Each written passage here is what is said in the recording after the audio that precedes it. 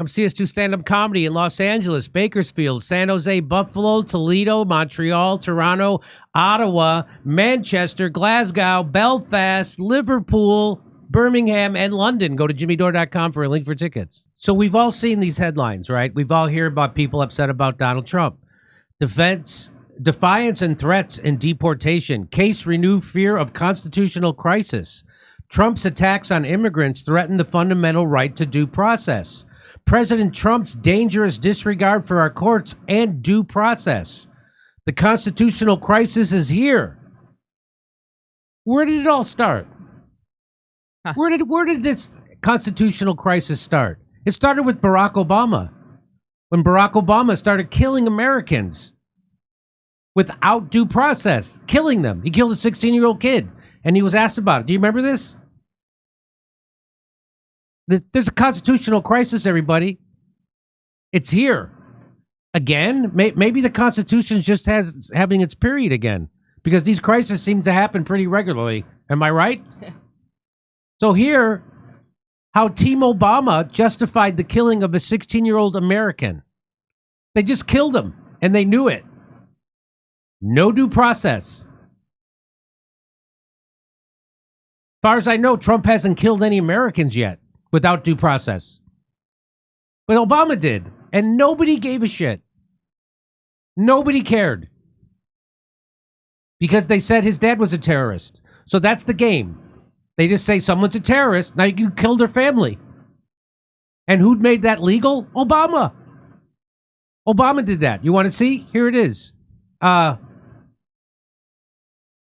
Asked about the strike that killed him, a 16-year-old American, a senior advisor to Obama suggests he should have had a more responsible father.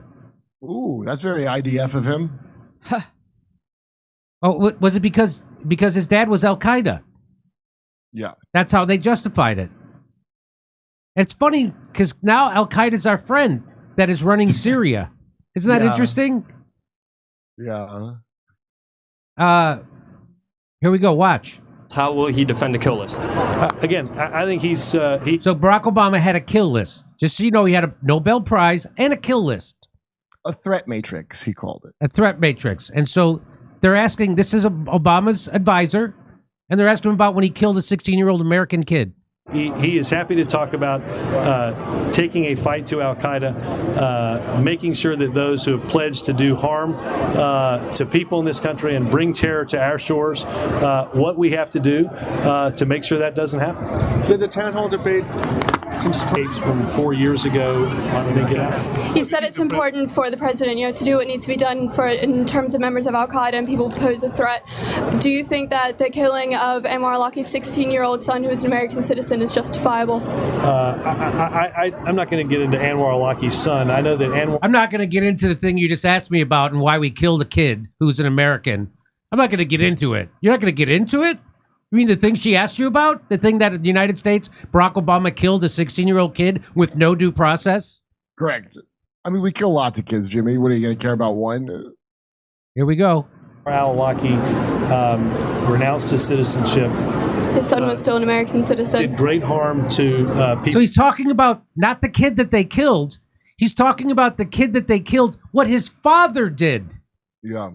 They're talking about his father renounced his American citizenship and was a terrorist. I mean, we drone 90% innocent people over there. So 90% I don't of see the why people you're making such a big deal. 90% of the people killed by Barack Obama's drones were innocent. We put the guy in prison for telling us. And one of them, and one of those people we killed, 90%, was an American citizen. Well, and this guy's justifying it, and he's justifying it by saying, well, sure, Obama had to kill him because his dad was a bad guy. So he killed his kid. Yeah, maybe next time I have a better dad. I felt like that. I remember at the time being like, good, screw all them. No, and then now that there's an Al-Qaeda that we're friends with, it feels a little silly. Yeah. That kid was in the right place at the wrong time, I guess. Here we go. In this country, and was a regional Al-Qaeda commander hoping to inflict harm and destruction on people that share his religion and others in this country. And that's an American citizen that's being targeted without due process of law, without trial, and he's underage, he's a minor. I would suggest that you should have a far more responsible father if they're truly concerned about the well-being of their children. I don't think becoming an Al-Qaeda jihadist terrorist is the best way to go about doing your business. Robert, what do you think of So he basically, he just said, yeah, we killed an American kid because we didn't like his dad. Yeah, well, We targeted him. They didn't. Yeah. It wasn't accidental. They targeted him, killed him, and he's like, yeah, well, his dad was a jerk, so we get to kill him, his kid. You're right. So this all. So when you see these, this all started with Barack Obama, and it started in 2011 when Barack Obama repealed habeas corpus. And what is habeas corpus, Jimmy? A rapper? Is I know you're thinking habeas corpus. Is that the name of Obama's real father in Kenya? No.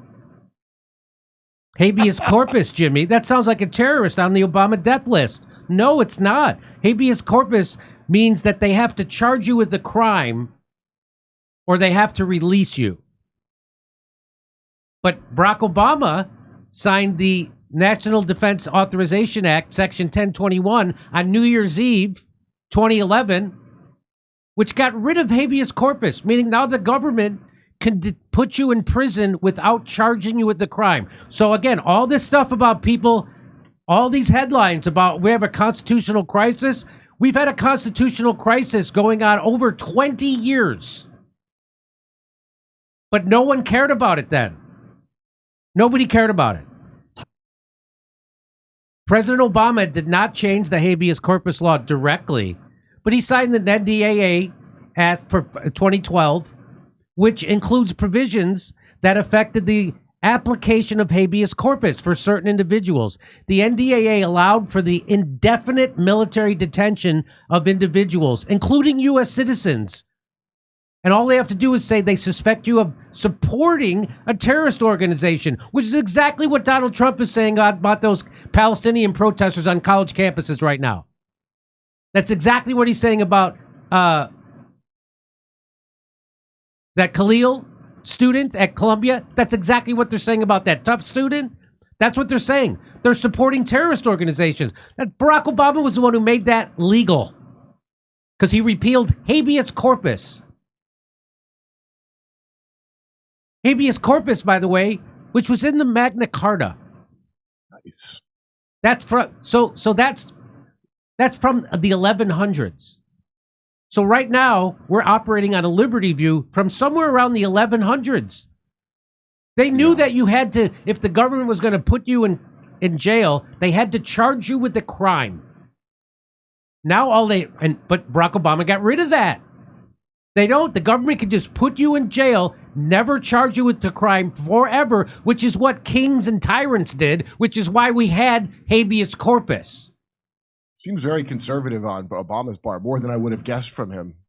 So now all they have to do is say you're a terrorist, and they can put you in jail forever, which is what Trump is doing. Trump is saying we're going to deport you. And what we're going to do, we're just going to say you're a terrorist. And who started it? Barack Obama.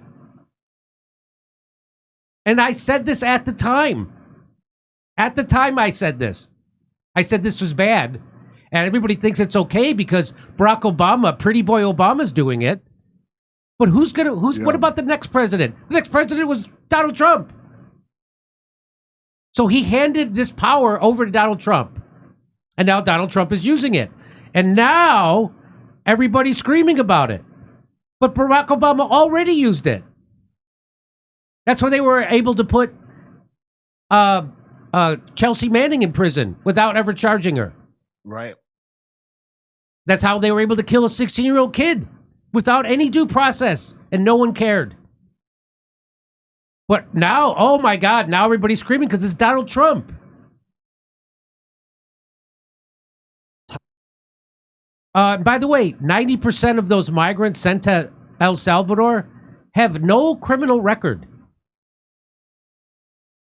Barack Obama said it's okay. Just say they're terrorists. You don't have to charge them with a crime. You don't have to give them due process. Who said that? Barack Obama. Barack Obama did that. He said he had reservations at a fancy restaurant, so he wanted to get this sign so he get the hell out of there. And isn't it great? Because as soon as Barack Obama passed this law or repealed habeas corpus, we never had to worry about terrorism ever again. It worked. It worked. Isn't that great? History will look back fondly. Now they're writing headlines. The Trump administration must facilitate the return of a man erroneously deported to El Salvador. Who said that? The right-wing, conservative, Republican-run Supreme Court said that. Too late. Barack Obama said it's okay. And here they are. So they're asking him about, hey, the Supreme Court said you have to return that guy because you didn't give him due process.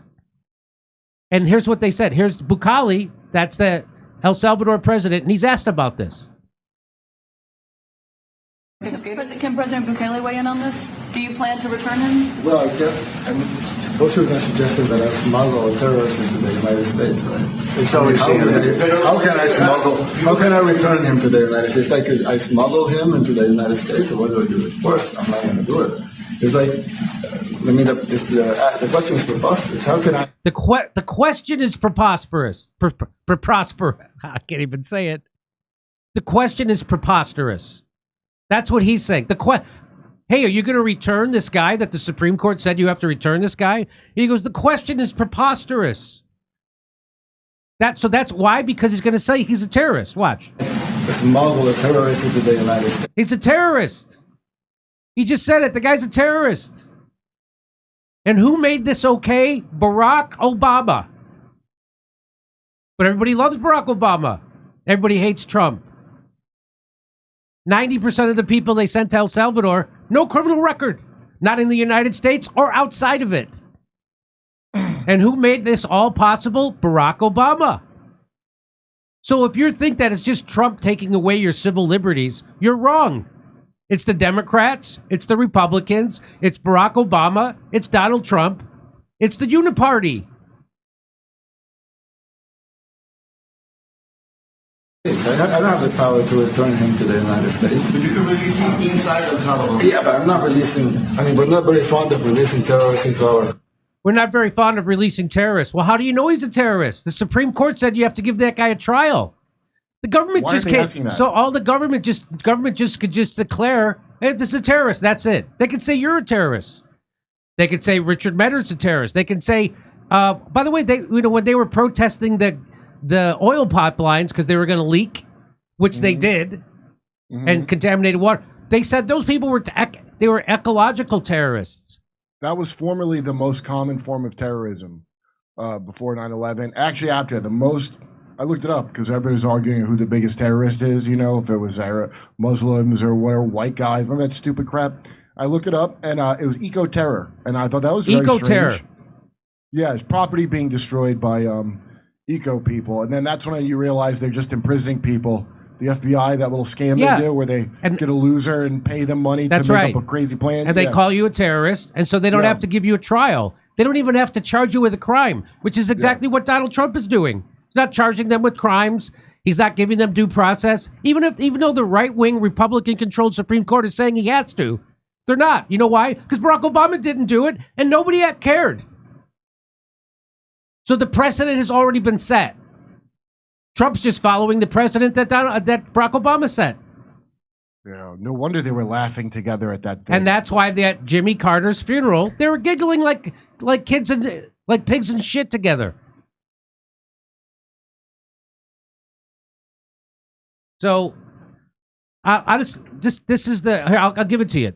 He signed it. There it is. It's the statute, the NDAA, on New Year's Eve, 2011. He signed it. The statute contains sweeping worldwide indefinite detention provision. Worldwide. While President Obama issued a signing statement saying he had serious reservations about the provisions. Oh, really? He had serious reservations about them, but he did it anyway.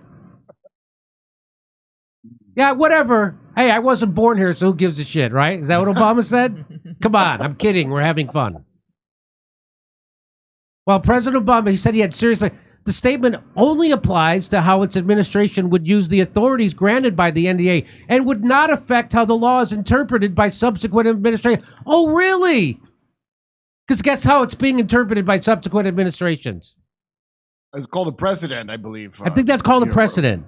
If you're a Rhodes Scholar, they teach you that kind of fancy thing. President Obama's actions today this is from the ACLU. President Obama's actions today is a blight on his legacy because he will forever be known as the president who signed indefinite detention without charge or trial into law. Unfortunately, he was not known for that. Yeah, Unfortunately, that did not get a dick is more of a thing. Yeah, than did that. not get a lot of press. He's not known for that. Why? Yeah, I don't think that guy works because the Democrats and Republicans agreed on it. Taking away your civil liberties. The statute is particularly dangerous because it has no temporal or geographic limitations and can be used by this and future presidents to militarily detain people captured far from any battlefield. The ACLU will fight World War K. Under the Bush administration, similar claims of worldwide detention authority were used to hold even a U.S. citizen detained on U.S. soil in a military custody. And many in Congress now assert that the NDAA should be used in the same way again. So again, this whole idea that democracy was on the ballot was always bullshit. You don't live in a democracy. You live in an oligarchy and an authoritarian dictatorship, or oligarchy at that. Because they can put you in prison without a trial, without even charging you. All they have to do is say you're a terrorist. And that's what they said about those 90% of the people with no criminal record that Donald Trump just sent to a dungeon. 90% of them, no criminal record, not charged with a crime, not even given their day in court, even though the Supreme Court says they have to. For the last 20 years, they've been doing this. And dipshit liberals arguing about who's an authoritarian. That's right. You could just be and they all love those shows with that girl, Claire Danes or whatever. Yeah. That spy show where they're the extraordinary renditions, they call them. Yeah. Extraordinary rendition. With every smug liberal love that show about a woman having to put people in rendition and like, ugh. Extraordinary rendition sounds like when Liberace sings the national anthem. The ACLU believes that any military detention of American citizens or others within the United States is unconstitutional and illegal, including under the NDAA. In addition, the breadth of the NDAA's detention authority violates international law because it's not limited to people captured in the context of an actual armed conflict, as required by the laws of war. Oh, we never declared war, so it's fine. That's right. This is 5th generation warfare. You know what that means? Hearts and minds, hearts and minds. And here I was on Joe Rogan's. This was a couple years ago. And I brought this up. Barack Obama got rid of habeas corpus. That's not important. What's really important is that we get these trillionaires all their money for COVID. Got rid of habeas corpus, Joe. So now, I mean, habeas corpus was in the Magna Carta. Mm-hmm. So now we're operating on a liberty view from somewhere around the 1100s. That's what. And people don't. Democracy's on the ballot. You fucking more. Democracy hasn't been on the ballot for decades and decades. You don't live in a democracy. And so this was So this was back when the ACLU still kind of gave a shit. And now the ACLU believes in believing Amber Heard. That's where they're at now. So they took care of this guy. The NDA allows the feds to put you in a van for any reason they choose, and you have no rights or recourse to fight back. That's what Barack Obama did when he signed the NDAA in 2011. It's designed to make everyone so scared of the possibility that they behave themselves. We're the terrorists. We're the terrorists. Barack. Oh, Putin's a dictator, Jimmy. Yeah. Oh, Putin. That's right. So, Eric, this is from 2015. Eric Holder's lawless legacy. As Holder retires, Obama's Attorney General's bulldog should be vilified, not praised. That's from USA Today. 2015. So, Not only that, he shot Nipsey Hussle. I don't know if you know that. Hey, I'm kidding. Different Eric Holder. Stop it. That's misinformation. He killed Nip. Eric Holder's reaping applause as his 6-year reign as Attorney General comes to a close. But Holder's record is profoundly disappointing to anyone who expected the Obama administration to renounce the abuses of the previous administration. Instead, they mean George Bush. Instead, Eric Holder championed a Nixonian-style legal philosophy that presumed that any action the president orders is legal. Holder championed President Obama's power to assassinate people outside the United States, which he did, killed a 16-year-old American citizen, including Americans, based solely on the president's secret decrees. What does that sound like to you? Doesn't that sound like China or Soviet Russia? Doesn't that sound like Saudi Arabia? Doesn't that sound like communism and Nazism? Well, I'd say that, Jimmy, but we don't have flying cars, so it can't be. On March 6, 2012, Eric Holder defended President's orders killings. Due process and judicial process are not one and the same, he said. What does that mean? Particularly when it comes to national security. The Constitution guarantees due process. It does not guarantee judicial process. Yeah, due process, the judicial part, that's the key part of the due. Yeah, that's the part that's due to you. That's the part that you're due. You do judicial process. Wow, you gotta be a real piece of shit to come up with an argument like that. Yeah, that is what Eric Holder is, a real piece of shit who came right from Wall Street, which is why he ended up in Barack Obama's cabinet. Yeah. Because Wall Street picked everybody that was in Barack Obama's cabinet. If you don't know that, Julian Assange revealed that. There was an email from Citigroup, and it had a list of everybody on it. Eric Holder was one of them. They wanted him in his cabinet, and he's in it. And that's why nobody from Wall Street got prosecuted for crashing our economy and doing illegal money schemes and turning banking into casino hopping. And who paid the price? Americans who owned homes. Finally, pay what you owe, I say. Hey, remember Fast and Furious where like they were going to trace guns? Yeah, remember that? That was not what that was. They were arming. That's right. They were arming spec ops to go fight cartels, and then those spec ops took the guns and formed the Zetas, the worst cartel. The most brutal ever because they've been trained by Americans how to be complete terrorist pieces of shit. And they were worse than Sinaloa. Back when Stephen Colbert wasn't a complete piece of garbage, he mocked what Obama did. He said trial by jury, trial by fire, rock, paper, scissors. Who cares? Due process just means that there's a process that you do. I didn't say when it was due. Remember before Stephen Colbert was a complete piece of garbage? He used to care. He used to say stuff like that. Yeah, I guess he just had better. Maybe he had better writers. That's exactly what it is. He took the better writers from Daily Show with him. Yeah. There was one guy that was pretty informed. Everybody used to tell me about. Like the writers, there's one guy that would watch everything and he knew all this stuff. And so wherever that guy goes, that's where the good writing went. But Stephen Colbert is a dumb, hollowed out actor. I mean, whatever you put in him is what he is. Eric Holder has continued the tradition of previous attorney generals of exonerating government officials who commit politically approved crimes. Though President Obama admitted that the United States government officials were guilty of torture, the only CIA official that Holder actually prosecuted was John Carricow. He's the guy who told us about the torture. That's the guy they prosecuted, not the people doing the torturing. Oh, he can't That's rap Barack ever Obama. again. And you guys are worried about Donald Trump. Yeah, that's like rapper stuff, you know? He'll never work in drill rap again after he snitched on Obama. Holder is also complicit in the Obama administration's decision to suppress a massive amount of information about illegal interrogation practices that occurred during the prior administration. So if you want to look at those headlines now about Donald Trump, where does he get the balls? And we're having a constitutional crisis. We've been in a constitutional crisis for almost 2 decades. And no one cared. No one cares. I would say ever since they killed Kennedy and told you they didn't kill Kennedy. That was the coup. Yeah, that was the coup. When they killed JFK, that was the coup, and that's what all this. Do you know the New World Order term? The two people first to use it in history and second in history to use it. First person ever to say that phrase was Adolf Hitler.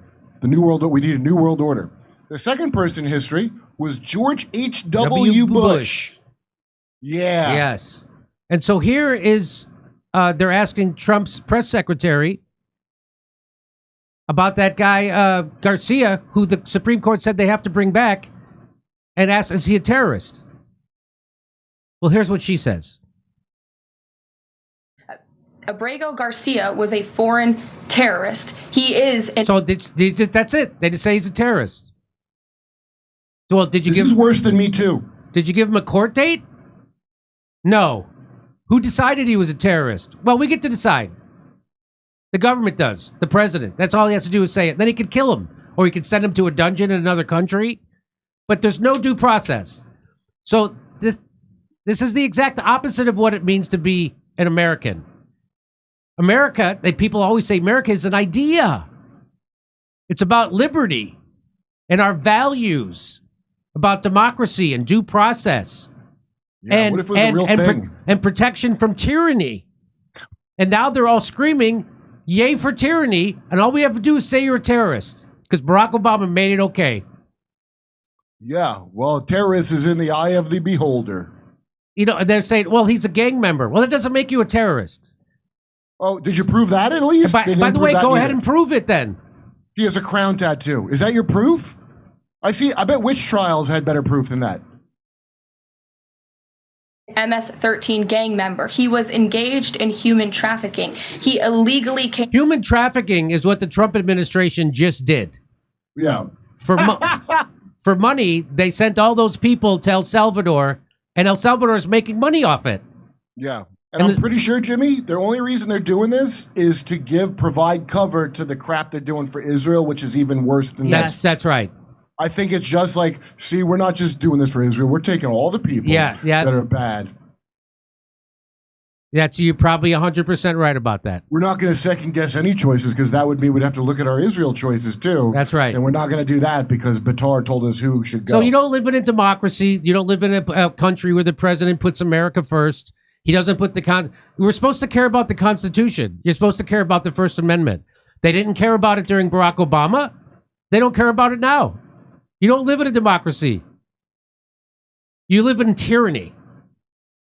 And you don't have the right to a trial. You don't even have the right to be charged, to demand that they charge you with a crime. They can lock you up, and they're doing it now. Jimmy, you know what this is like? On the first season of Last Comic Standing, when that fan won instead of Ralphie, and all these people were mad. Yeah. And they go, well, the producers get to have a vote too. They did like an electoral college. Yeah. The producers to install the candidate.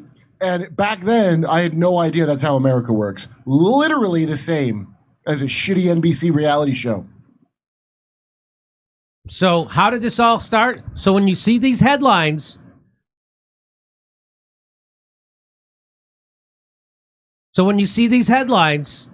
constitutional crisis is here. It's been here since 2011. President Trump's dangerous disregard for our courts and due process. They haven't been doing due process since Barack Obama was president. Listen, this is not new. Yeah. This is not new. It's just the Constitution's period, Jimmy. It comes regularly. And there's a lot of blood, and it's a mess. Yes. Okay, what do you want to say, Steph? A lot of people seem to be saying crazy shit like, hey, he's illegal. He gets what he deserves. He was here illegally. Or they don't really understand the nuance of, if it's happening to this person, it can happen to anybody. That's why you're not seeing the big picture. Wait, is he? Do we know he's here illegally? You're supposed to get the right-wing Supreme Court, run by Republicans, said that they have a right to a trial. You have to prove that in court. The government just can't say it. Are you as dumb as a liberal to say something like that? That's what you sound. You sound as dumb as a liberal. Because the people they deported who were here legally, then the stupid thing to go is, well, you can't say anything about Israel. Oh, wow. Yeah. And now they're making it illegal for people on colleges to say anything against Israel, which I'm going to guess is worse than saying you can't say anything about the Wuhan virus. You know what this is? It's rich people at the top's fight for getting into Ivy League. Remember, too many Chinese got in, so they started limiting them? Yeah. And that's a fight because Harvard and all that crap is who gets to pull the levers of power is how they look at it. So that's what this fight is about. That's why, I mean, it really is like Last Comic Standing, where you go in a contest and you go, oh, I'm only against my same demographic of gender and race. I'm not in a contest with anybody else because they're picking people for each section. You know what I mean? They're like this is such a rigged game. They fight over the rigging. Which is what all that is. So if you don't, so what those people are saying stuff is they don't care about the Constitution. You don't give a shit. You're just as bad as any liberal you've ever hated in your life because you don't care about the Constitution. Well, they're being so obtuse about it too. The United States, the Supreme Court, controlled by Republicans, disagrees with you because they actually have a value and they actually have a principle. And that the value is the Constitution of the United States. The principle is following the Constitution of the United States. And if you don't care about following the principle of the United States, you deserve to be locked up indefinitely without a charge. Because that's coming your way. Because the president can do it. We just got done watching dickhead liberals take away people's basic rights for nothing and make up stuff. And you would think, fresh off of seeing that, yes, you wouldn't immediately become everything you told me you hated. Yep. It don't take long, does it?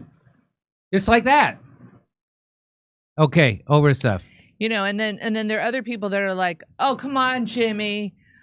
That's Obama. That was 10 years ago. Are you going to have anything? No, that was 15 years ago. Are you going to have anything to say about Donald Trump?" I just said it. I don't even understand how you could watch this segment. It was 15 years ago and it changed your life, you anything idiot. About Donald Trump. I just said it. Holding him accountable for the shitty things that they're doing right now. They're not using the court system the way they should be using the court system. And for those of you who just say that person was from El Salvador, he should go back to El Salvador, they still have due process. That's the point of our country. And you know who says that? Better. The Supreme Court says that. That's not me saying that. That's the United States Supreme Court, controlled by conservative Republicans, saying that if the government has to prove that, we have a thing called due process. Hey, okay. Hey, I'll trade you the El Salvador guy, whoever that is. I don't know why they're even harping on him. How about that girl they stuffed in a van for Israel that was here illegally? That's right. She wrote an op-ed against in a Israel. school newspaper.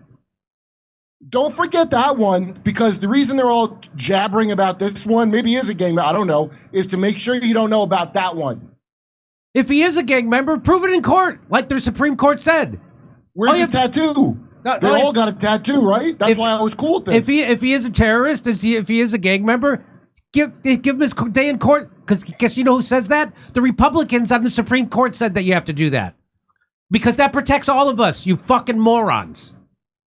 That's to protect you. When I told idiots that Me Too was a problem because there's no due process, right? Yes. Oh, what do you love? Sexual assault? Yeah. No, idiot. It's because anyone can use that as a weapon. And they did against Trump, by the way. Remember? Yes. And already you've forgotten and you're like, now it's my turn. Nobody ever wants to end the Death Star. They're just like, there's not going to be tampons in the men's room at the Death Star. Yeah. That's it. We're not getting rid of the Death Star, though. That's going to exist forever. Come see us do stand-up comedy in Los Angeles, Bakersfield, San Jose, Buffalo, Toledo, Montreal, Toronto, Ottawa, Manchester, Glasgow, Belfast, Liverpool, Birmingham, and London. Go to jimmydore.com for a link for tickets.